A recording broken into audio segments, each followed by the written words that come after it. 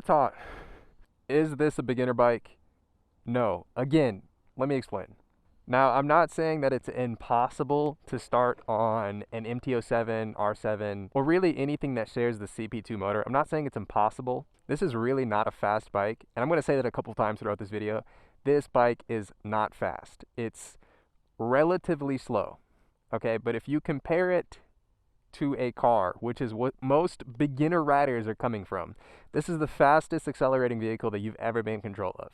Now, it's only going to go as fast as you want it to, so it's as safe as you want it to be, but for a beginner rider, this bike will give you confidence like you've never had before. You are faster and more agile than everything around you. I'm going to say this a couple times, not a fast bike, but a fast vehicle. You can absolutely start on this bike. You can start on whatever you want, and I have a good example for this.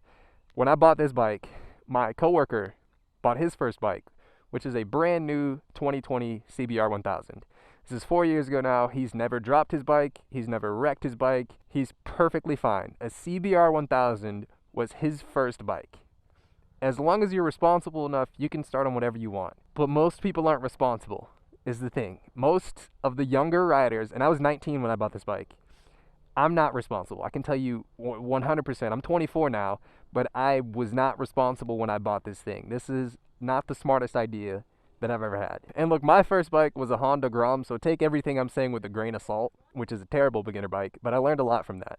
The smaller displacement bikes will force you to ride defensively, and something like this will not. You are faster and more agile than every single vehicle around you. Every normal car around you, you're faster than it. You can accelerate faster, you can brake faster, you can turn faster. To a beginner rider, confidence with no skill is dangerous. But, I mean, it's entirely possible. I go back to the coworker who started on 1000. He's fine. He's perfectly fine. There's nothing wrong with him. And in fact, at the same job, there was a guy who started on a Ninja 650. 6 months later, he bought a 636. And I think a couple months after that, he's on an Aprilia RS-V4 now. He's perfectly fine. Now, where this is going to get tricky, if you want to get into any technical riding, like stunt riding, track riding, or just anything, you know, going around twisties fast, anything that requires some level of skill, you have to start small. You have to start on your traditional beginner bike. Now, if your objective is to get from point A to point B without dying, you can start on whatever you want.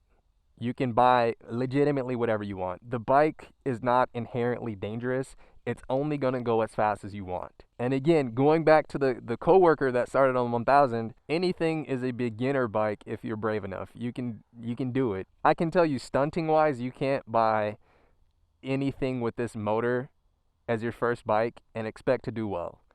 And I understand not everyone wants to be Brian 636 or Valentino Rossi. Some people just want to ride. That's fine.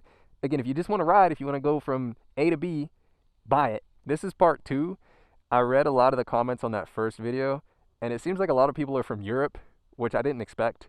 I know there's like a tiered licensing system out there, but in the US, we have a 2-day course. It's 16 hours, and you can go out and buy the fastest thing you can afford, which is why the coworker bought the CBR 1000, which is the fastest thing he could afford at the time. Yeah, but in Europe, it's a little different. I'm speaking for the US. I don't know how the motorcycle training is in Europe. I have no fucking idea. If I were to do this all over again, I'm buying a Yamaha R3 as my first bike. Just as me personally, the difference between an R3 and an R7 is like $5,000. And I don't want this to turn into a financial lesson, but most people are financing their R7, and interest rates are pretty high right now. You're probably paying more in interest and depreciation than it would cost just to buy the traditional beginner bike. It's going to be thousands of dollars lost if you buy the R7. But do your own thing. I'm not pocket watching or anything. Buy whatever you want. Moral of the story, before I end this video, is that you can absolutely start on whatever you want. No one's stopping you. No bike is inherently dangerous. They might be fast, but if you can manage yourself, you're fine. Make the best decision for you. Some people can handle this, some people can't. But if you've never ridden a motorcycle, how do you know you can? It is my question. And look, this is my opinion and my opinion only. If you don't agree, I guess leave a comment below if you don't agree. Some people believe they can start on whatever, and you know, they'll be okay. And that might be true for you, but not true for someone else. Matter of fact, let's start some arguments in the comments for no reason. Just find someone to argue with. I want to see the comments like a war zone. I don't want to see peace. I want to see problems. Anyway, yeah, buy whatever you want, ride whatever you want. Just don't die, and you'll be okay. You'll quickly realize this, but motorcycles, especially sport bikes like the R7, air quotes, are just ego competitions. It's just a matter of whoever has the fastest whatever, or the coolest looking, or the most expensive full carbon, you know, whatever. Very few people have actually honed in their skills on one thing, or just anything in general. Some people just have fast bikes. I guess that's okay. You know, no one can stop you, but me personally, I would rather start on a beginner bike, actually learn how to do something on it, and then move up from there. Appreciate your R7 or your MT-07 or RS660 or anything in this category. Appreciate those bikes after you learn how to ride on a beginner bike. And this is coming from a person who stunts, who's literally out there hurting themselves for fun. I'm all for dangerous shit, but there's calculated risk, and then there's those guys who are chasing wheelies on highways, weaving in and out of cars, pretending like they know what the fuck they're doing. But again, buy whatever you want. This is your life, it's your money. Don't let some random ass guy on the internet stop you from getting what you want. I'm not a journalist, I'm not a reviewer, I'm just a person who has owned several bikes and has seen stupid shit happen in person.